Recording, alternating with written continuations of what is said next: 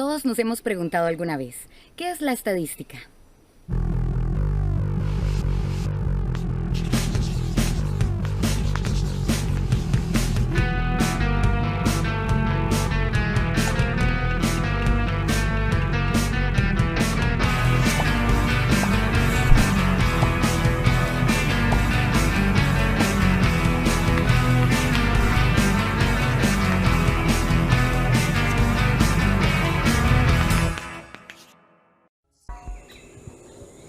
Conocer el origen de la estadística es un poco difícil de determinarlo.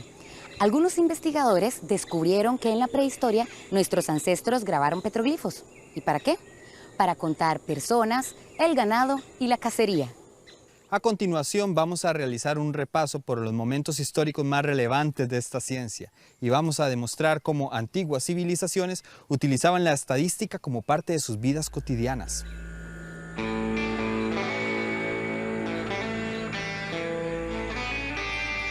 Esta forma sencilla de nuestros antepasados de aplicar la estadística cumplía con los objetivos básicos de la época, de conocer y tener datos sobre la población y el conteo de los bienes materiales.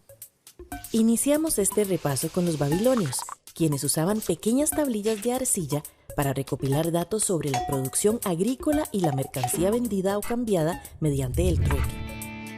En Egipto, para la construcción de las pirámides, los faraones levantaron registros sobre toda la población y riqueza. Además, efectuaron censos sobre las tierras. Lo anterior demuestra la organización administrativa de este pueblo. Tal era su dedicación a este tema que tenían a Seshá, diosa de los libros y de las cuentas. Otro caso que evidencia el uso de la estadística desde tiempos ancestrales se muestra en la Biblia. En el libro de Números observamos el censo que hizo Moisés después de la salida de Egipto. En estos libros se menciona cómo Yahvé le pide a Moisés hacer un censo general de los hijos de Israel por familias y por linajes. En la ejecución de las guerras, la estadística también fue importante. Los chinos y griegos calculaban los recursos y los hombres disponibles para sus fines militares. Los romanos, por su parte, fueron los maestros de la organización política. Cada 5 años, los romanos efectuaban un censo de la población.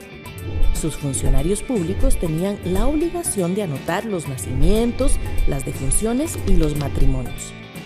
Además, se debía llevar el recuento periódico del ganado y de las riquezas contenidas en las tierras conquistadas.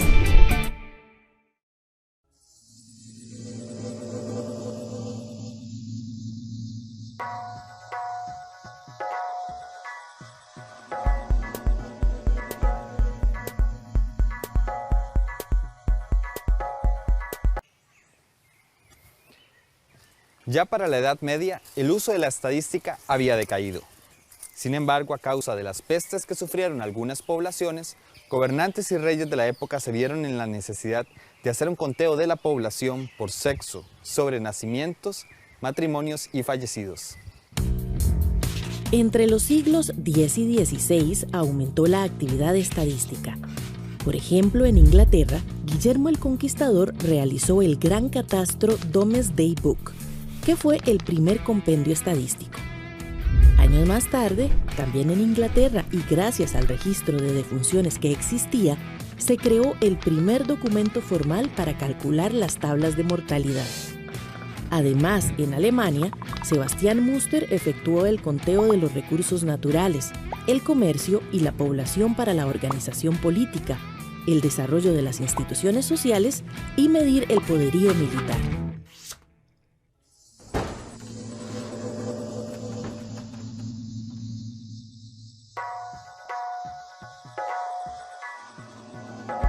En el siglo XVIII, un profesor de la Universidad de Göttingen, Alemania, fue el primero en utilizar la palabra estadística. Esta proviene del término latino status, que significa estado o situación. De igual forma, en esta época se desarrollan los principales conceptos de la teoría de la probabilidad. ¿Usted conoce la teoría de la probabilidad? Vamos a describir dos eventos diferentes. En el primer caso, un hombre se encuentra jugando en la mesa de dados de un casino. Para ganar, cuando tire los dados, las dos caras de estos deberán sumar 7. En el segundo caso, tenemos que en Costa Rica en el 2011 se dieron 73.459 nacimientos. Si ustedes tuvieran que responder cuántas de las personas que nacieron en el 2011 morirán, o qué número saldrá cuando el hombre tire los dados sobre la mesa, ¿cuál de estas preguntas se animarían a responder con seguridad? Exactamente. La respuesta más certera es que todos vamos a morir en algún momento. La probabilidad de que vayamos a morir es de 1 y de que sobrevivamos por siempre es de 0. Es decir, de los 73.459 nacimientos que se dieron en el 2011, todos morirán en algún momento. Sin embargo, es difícil predecir cuál número saldrá esta vez, cuando el hombre tire los dados sobre la mesa. La probabilidad de que la suma de las caras del dado den 7 es de 1 en 6 posibilidades. Veámoslo mejor. Observemos en el siguiente diagrama todos los resultados posibles que podemos tener al tirar el primer dado.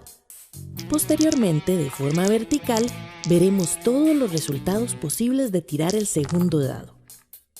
Si unimos ambos lados, se obtiene el siguiente diagrama. Cada uno de los puntos es un resultado posible que podemos obtener al sumar las dos caras de los dados. Por ejemplo, si tiramos los dados, las posibilidades de que nos salga un 5 son 4. Veamos por qué. La primera posibilidad es si en la cara del primer dado sale un 4 y en la cara del segundo dado sale un 1. Lo sumamos y dan 5. La segunda posibilidad es que en el primer dado obtengamos un 1 y en el segundo un 4. La tercera posibilidad es que en el primer dado obtengamos un 3 y en el segundo un 2.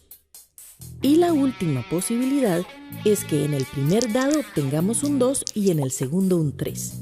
Como dijimos, son 4 posibilidades de obtener un 5 en el juego de dados. En total tenemos 36 puntos. Es decir, un total de 36 resultados posibles en el juego de los dados.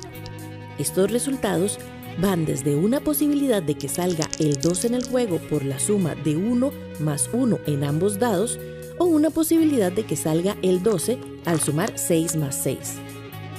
Entonces, ¿cuántas posibles combinaciones con los dados se pueden formar para que salga el 7?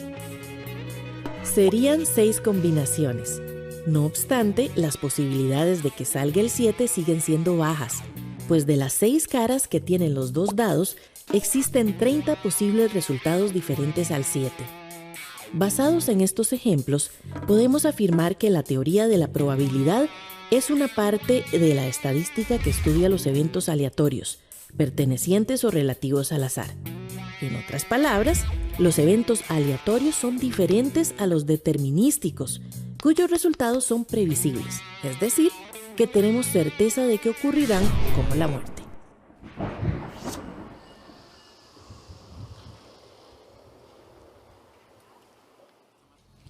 La probabilidad matemática tiene su origen en los juegos de azar. Los primeros estudios de los fenómenos aleatorios se concentraba en contabilizar el número de posibles resultados que se obtenía al lanzar un dado varias veces. En el siglo XIX surge el método científico, el cual formaliza las diferentes técnicas estadísticas de recopilación de datos y análisis de la información como hacían las civilizaciones antiguas, tal y como lo hemos visto.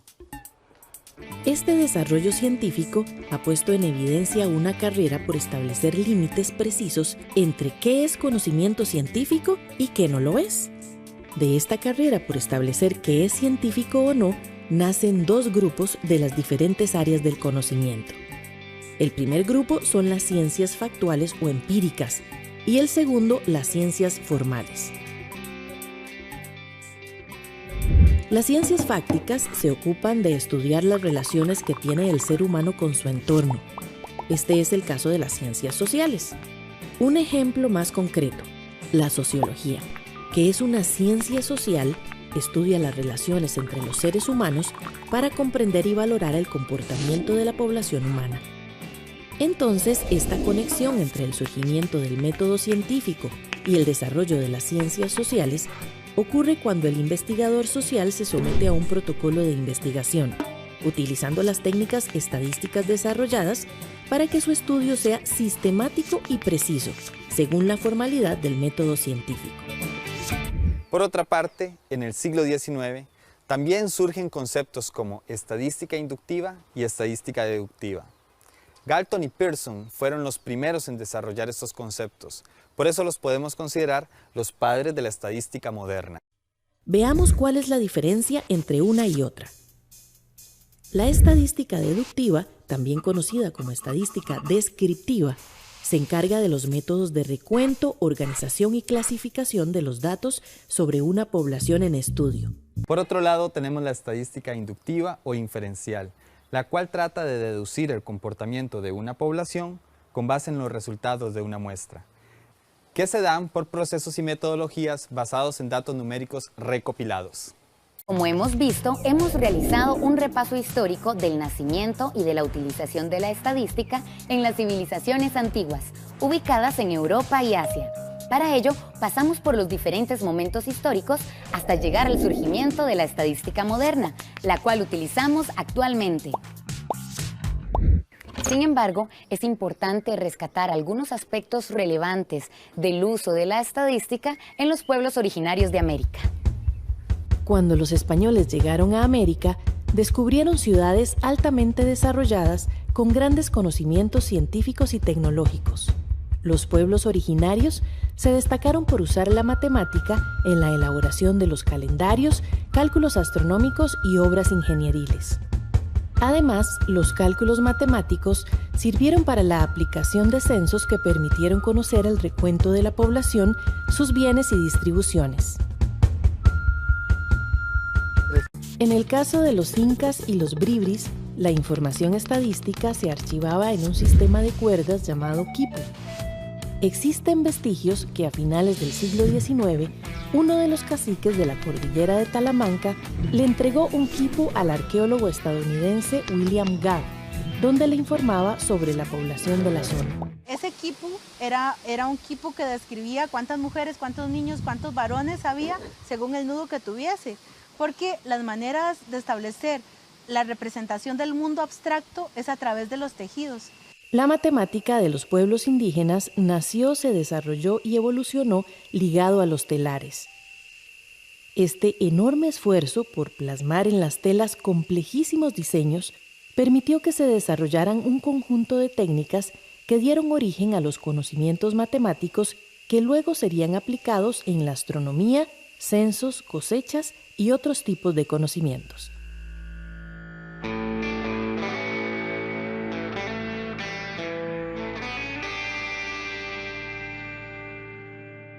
Entonces, podemos decir que nuestros pueblos originarios sí utilizaron la estadística para llevar el control de sus pobladores, animales o producciones agrícolas, pero también se destacaron en la aplicación de datos numéricos para poder estudiar la astronomía. En resumen, podemos mencionar que, desde las antiguas civilizaciones, la estadística era utilizada para fines sociales, tributarios o militares.